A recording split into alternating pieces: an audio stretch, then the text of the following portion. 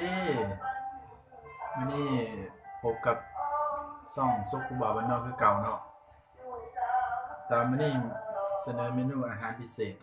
ข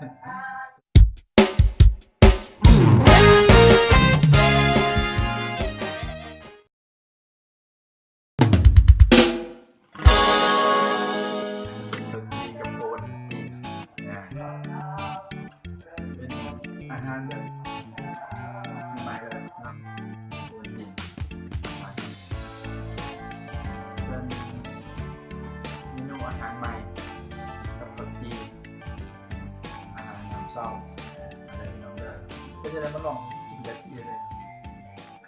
เสนออาหารเมนูแปลกใหม่ก็แซ่บลองไปกินนะ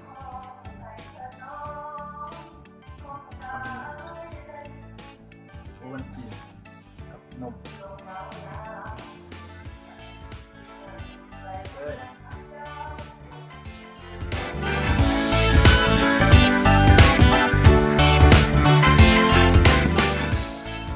มันจะอยู่ในหอมกว่าของสุดเราไม่ลองเองเลยผมเป็นสตูดิโอแล้วเลยเป็นของส่วนมานั่งกินแบบเปลี่ยนบรรยากาศเนาะ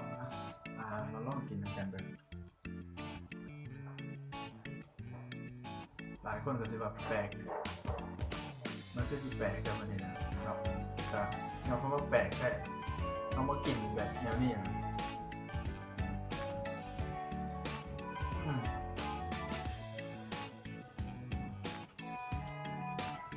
มันจะผสมกับโบเฮ็ดของกินมากินข้าวจีแทนเป็นอาหารเสาร์ลองแบบจำโมเมนเนอร์เนาะจะเป็นโอวัลติน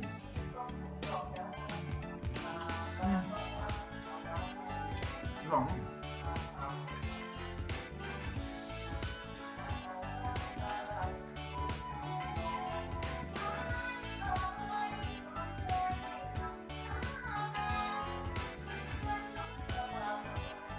ซีนแบบ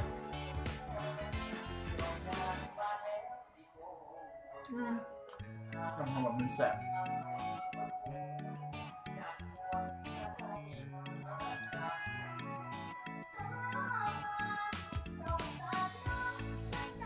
เรามา